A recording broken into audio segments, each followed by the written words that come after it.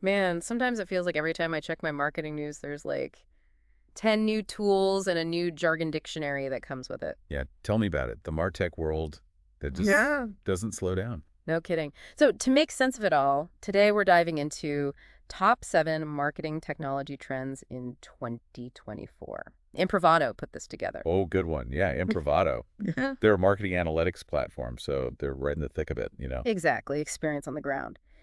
And their first trend, AI and machine learning, which, okay, we hear that AI is a big deal, but they're saying it's not just a thing, it's becoming everything. It's like body becoming the backbone. Like how we just expect electricity, they're saying AI is going to be that integrated. And the example they use is LLMs, large language models, which honestly sounded like science fiction a year ago. And now it's like, Doc, your phone can practically write you a novel. Right. Right. But for marketing, Doc, imagine this. You can ask your data a question, plain English. Wait, instead of needing to pull reports, run filters, I just ask it. That's the idea. What age group clicked this ad most? Boom, your LLM gives you the answer. No data scientist needed.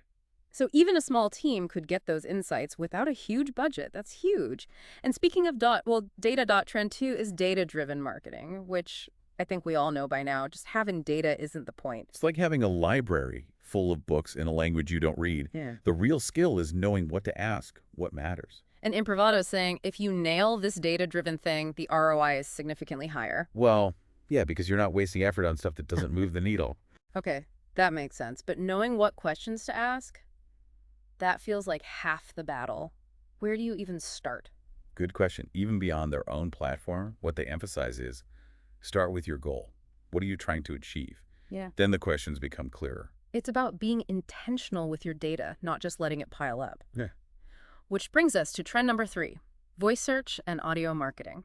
I'm guilty of asking my smart speaker random stuff all the time. Me too. And get this, Improvato found that voice searches are usually way longer than if you typed it. Because we talk normally, not in keywords. Right, so instead of targeting best CRM, it's more like, what's the best CRM for a tiny business on a budget? It's conversational SEO. That's a really useful tip, and it makes me think this is even bigger than just website stuff. Podcasts are huge now, audiobooks, even those little social media clips. It's like, marketing used to be about getting your ad on the right billboard.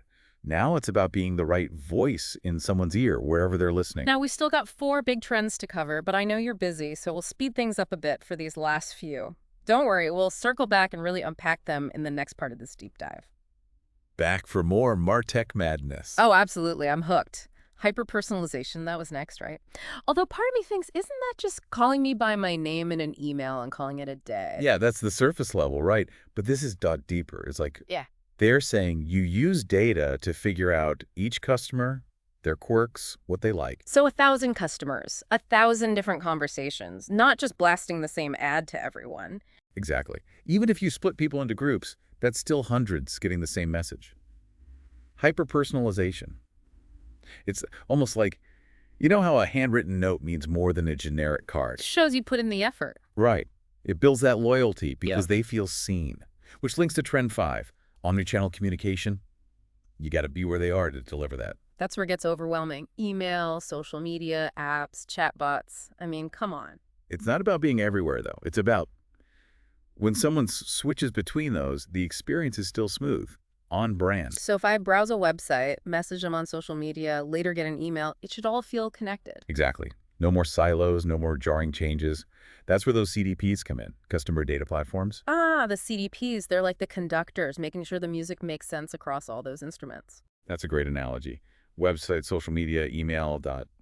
The CDPs pulling it together to help you make sense of it all, especially as we move into this whole cookieless future. That's trend 6, right? Yeah, the third-party cookie apocalypse.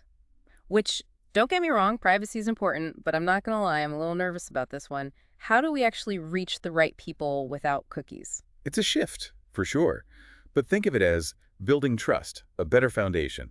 First-party data is key. That's stuff people give you directly, yeah. Sign up for emails, loyalty program, that kind of thing. Right. It's more accurate than cookies because, let's be honest, people clear those, have multiple devices. Yeah. This is direct from the source. So better for privacy and more reliable. 2 birds, 1 stone. Plus, it makes us smarter. We can't just rely on cookies anymore. We have to give people a good reason to share. It's like you're not just taking their data, You're earning it by giving them something valuable in return. Exactly. And it all ties back to personalization. But first-party data isn't everything. Contextual advertising is huge now, too. Refresh my memory. Contextual meaning. You're on a website reading about, say, runningshoes.boom, ad for running shoes. It's not your browsing history. It's what you're looking at right now. Less creepy, more, hey, this is relevant to your interests. Exactly. Now, there's a lot more to unpack with cookieless stuff. But for now, shall we dive into the trend that's got everyone buzzing, even if they don't fully get it? Metaverse, right? I gotta admit, I'm stuck on that image of folks in those headsets tripping over their own furniture. It's so much more than the tech itself. Imagine Yeah. you don't just go to a website, you walk into their virtual world. So, like, instead of looking at a dress online, I could try it on virtually. Or go to a brand-sponsored concert. That's the idea. Immersive stuff. Yeah. Events, even products you can only get in the metaverse. Okay, now my marketing brain is going wild. Didn't Improvato mention Gucci did something on Roblox? People were buying virtual Gucci bags for their little avatars? It's that aspirational thing. We see it in games already. People spend real money on virtual stuff. Now add brands into that mix. It's like next-level influencer marketing. But Yes. it's also about community, right? You're in this space with others. Huge potential there. Picture a product launch, but you're there virtually with people from all over. That's brand loyalty in the making. It still feels very new, though. Exciting, but where do you even begin if you're a marketer just dipping their toes in?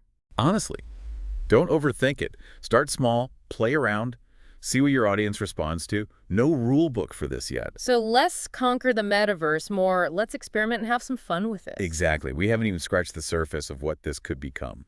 Talk about a blank canvas. I love that. Well, on that note of embracing the unknown, we should probably wrap up this MarTech deep dive. It's been a blast, that's for sure. From AI getting smarter by the minute to saying goodbye to cookies, maybe, and now this whole metaverse thing. One thing's for sure, things aren't slowing down. And the marketers will thrive. They're the ones who keep learning, adapting, trying new stuff.